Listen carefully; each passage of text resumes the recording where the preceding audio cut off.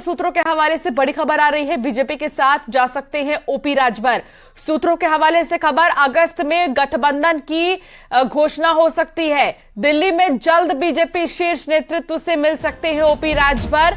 मुलाकात में गठबंधन को अंतिम रूप दिया जा सकता है। ओपी राजभर ने 2 सीटों पर दावेदारी पेश की है।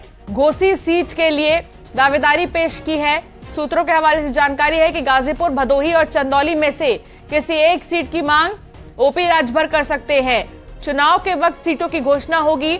गठबंधन के ऐलान से पहले ही अपनी पार्टी के लिए 2 सीटों को पक्का करना चाहते हैं ओपी राजभर।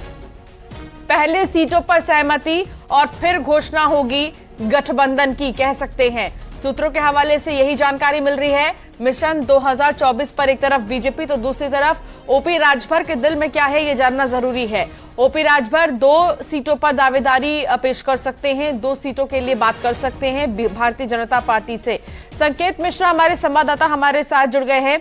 संकेत, 2024 के मद्देनजर एक तरफ तो बीजेपी लगातार तैयारियों में जुटी है, तो दूसरी तरफ ओपी राजभर का अभी कुछ क्लियर नहीं है कि वो आखिर चाहते क्या है गठबंधन से पहले। उनके दिल में क्या है, ये जानना जरूरी है। क्या जानकारी आपके पास इस मामले में?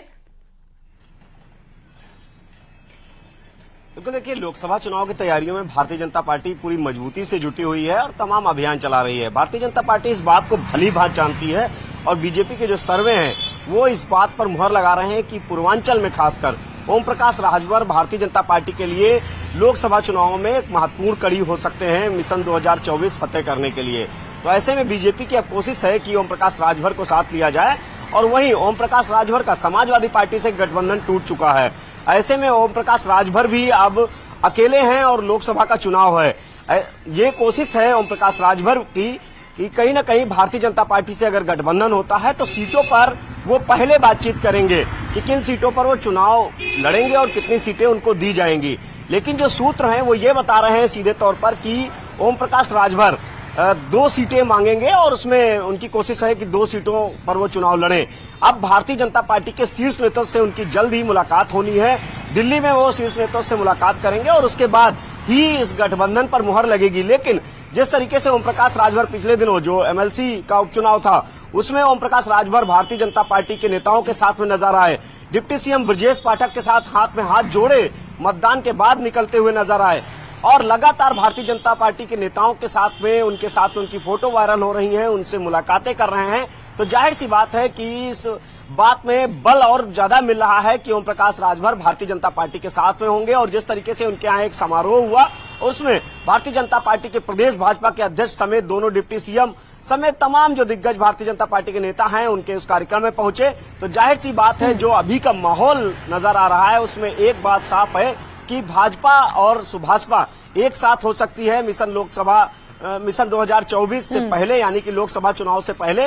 अब कब इसका ऐलान होगा गठबंधन का, ये शीर्ष नेतृत्व से मुलाकात के बाद ही तय होगा ओम प्रकाश राजभर की। लेकिन इतना तय माना जा रहा है कि भाजपा और सुभाषपा अब जल्द ही एक साथ अगर सीटों की बात करें संकेत, तो घोसी सीट के लिए उन्होंने दावेदारी पेश की है, तो गाजीपुर, भदोही और चंदौली में से किसी एक सीट की भी वो मांग कर सकते हैं। ज्यादा चांसेस किस सीट के नजर आ रहे हैं? जहां तक गाजीपुर की बात करें तो पुराना कनेक्शन है ओपी राजभर का। बिल्कुल, जाहिर सी बात है कि 4 सीटें ऐसी हैं पूर्वांचल की जिनमें कोशिश है ओम प्रकाश राजभर की और जहां पर उनका जनाधार भी है। तो ऐसे में भारतीय जनता पार्टी से वो इन 4 सीटों पर बात करेंगे कि इन 4 में से 2 सीटें वो मांगेंगे। लेकिन ये अभी सभी सूत्रों के हवाले से है, लेकिन इतना तय माना जा रहा है कि भारतीय जनता पार्टी के शीर्ष नेतृत्व से उनकी मुलाकात होनी है और तभी बात आगे बढ़ पाएगी, क्योंकि दिल्ली से ही ये तय होगा कि ओम प्रकाश राजभर को कितनी सीटें देनी है और किस सीट पर चुनाव लड़ाना है। सहमति बनने के बाद ही गठबंधन का ऐलान करेंगे ओम प्रकाश राजभर और भारतीय जनता पार्टी के नेतृत्व। लेकिन सुभाषपा का जो पूर्वांचल में जनाधार है, भारतीय जनता पार्टी इस बात को भली भांति समझती है और बीजेपी इसी कोशिश में है कि सुभाषपा को साथ लिया जाए और फिर मिशन 2024 की जिस तरह से भाजपा तैयारी में जुटी हुई है, एक भारतीय जनता पार्टी को एक और सहयोगी मिलेगा। और बीजेपी का ये रणनीति भी रही है कि चाहे वो 2014 से आप देख सकते हैं कि उत्तर प्रदेश में छोटे छोटे दलों को एकजुट करके भाजपा चुनावी मैदान में उतरती है। हाँ। और इस बार भी बीजेपी की यही कोशिश रहेगी कि छोटे छोटे दलों को एक साथ लिया जाए, उसके बाद मिशन 2024 को फतेह करने के लिए जुटेंगे। बहुत शुक्रिया संकेत, जानकारी साझा करने के लिए। प्रदेश में बिजली कटौती पर सीएम योगी कड़ी नाराजगी जाहिर कर चुके हैं।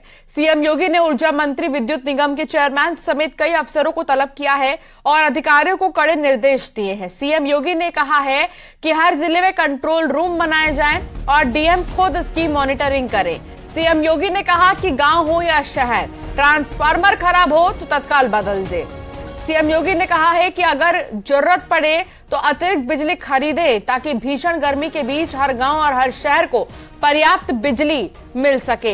तो ऐसे में बिजली को लेकर मुख्यमंत्री योगी आदित्यनाथ की तरफ से कड़े निर्देश हैं कि बिजली न काटे जाएं और अगर बिजली काटे भी जा रहे हैं तो इसकी जिम्मेदारी और इसके बारे में जानकारी डीएम जरूर साझा करें। ऐसे में एक बड़ी जिम्मेदारी डीएम को सौंपी गई है कि वो कंट्रोल रूम की मॉनिटरिंग करेंगे कि आखिर कहां पर कितने देर तक बिजली काटी जा रही है। संकेत, हमारे संवाददाता हमारे साथ जुड़ गए हैं। संकेत, बिजली को लेकर मुख्यमंत्री योगी आदित्यनाथ काफी एक्शन में नजर आ गए हैं और जब तो तमाम मंत्रियों को तलब किया गया है उसको लेकर क्या जानकारी है, और दूसरी चीज, किस तरीके से ये पूरा काम किया जाएगा, किन लोगों को जिम्मेदारियां दी जाएंगी? बिल्कुल, देखिए, मुख्यमंत्री योगी आदित्यनाथ लगातार बिजली व्यवस्था की मॉनिटरिंग करते आ रहे हैं और दिशा निर्देश अफसरों को देते आ रहे हैं। लेकिन अगर बिजली विभाग की तमाम शिकायतें मुख्यमंत्री योगी आदित्यनाथ के पास पहुंची, उन शिकायतों में सीधे तौर पर यही बात सामने आ रही थी कि उत्तर प्रदेश में बिजली कटौती अब भी जारी है। और राजधानी लखनऊ की अगर बात करें तो यहां से भी तमाम शिकायतें पहुंची कि उत्तर प्रदेश की राजधानी में ही कई बार बिजली कटौती होती है। दिन में बिजली की आवाजाही लगातार बनी रहती है। मुख्यमंत्री योगी आदित्यनाथ ने इन तमाम शिकायतों को गंभीरता से लेते हुए खुद बिजली विभाग के मंत्री ए.के. शर्मा को तलब किया और इसके अलावा विद्युत आयोग के जो चेयरमैन हैं उनको तलब किया। तमाम बिजली विभाग के अफसरों को मुख्यमंत्री ने तलब करते हुए विभागीय मंत्री से सीधे तौर पर यही निर्देश दिए हैं कि बिजली कटौती नहीं की जानी चाहिए। जो बिजली का प्रावधान है उत्तर प्रदेश में ग्रामीण इलाकों में, शहरी इलाकों में, जिला मुख्यालयों पर, उसमें उसी हिसाब से, रोस्टर के हिसाब से ही बिजली व्यवस्था सुचारू रूप से रखी जाए और जहां पर ट्रांसफार्मर में गड़बड़ी होती है तत्काल ट्रांसफार्मर बदला जाए। यानी कि बिजली विभाग को सीधे तौर पर मुख्यमंत्री योगी आदित्यनाथ ने दो टूक निर्देश दिए हैं कि किसी भी तरह से बिजली की समस्या से निदान दिलाना है आम जनता को और बिजली की कटौती नहीं करनी है। बिजली की जो आवाजाही हो रही है उस पर रोक लगानी है और जो नियमानुसार ही बिजली व्यवस्था सुचारू रूप से आम जनता तक पहुंचाई जाए। ये मुख्यमंत्री योगी आदित्यनाथ ने सीधे तौर पर बिजली मंत्री ए.के. शर्मा को तलब करके निर्देश दिए हैं। बिजली विभाग के जो चेयरमैन हैं उनको तलब करके निर्देश दिए हैं। मुख्यमंत्री योगी आदित्यनाथ लगातार मॉनिटरिंग कर रहे हैं और अब बिजली विभाग के अफसरों पर भी कार्रवाई हो सकती है अगर सुधार नहीं होता है तो। ये मुख्यमंत्री योगी आदित्यनाथ के सीधे तौर पर निर्देश हैं। बहुत शुक्रिया संकेत, जानकारी साझा करने के लिए। और सीएम योगी आज लखनऊ में है। सुबह 11 बजे लोक भवन में मुख्यमंत्री उद्यमी मित्र योजना के तहत 102 उद्यमी मित्रों को नियुक्ति पत्र सौंपेंगे। इसके साथ ही औद्योगिक विकास नीति और खाद्य प्रसंस्करण नीति के तहत 232 करोड़ की प्रोत्साहन राशि का वितरण भी करेंगे। यूपी आने वाले निवेशकों की सहूलियत के लिए सरकार ने उद्यमी मित्रों की भर्ती की है। ये उद्यमी मित्र देश की प्रतिष्ठित IIT और IIM जैसे प्रतिष्ठित संस्थानों से चुने गए हैं।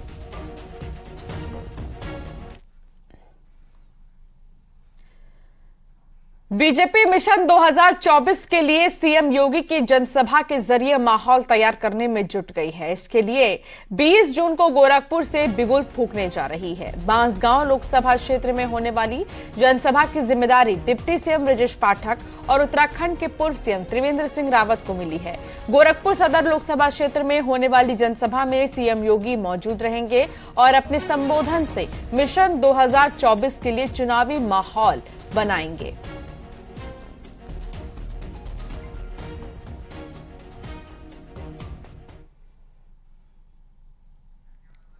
और यहां वक्त तो चला एक छोटे से ब्रेक का, खबरों का सिलसिला जारी है। ये है न्यूज़ 18 नेटवर्क। आप देख रहे हैं न्यूज़ 18 उत्तर प्रदेश उत्तराखंड।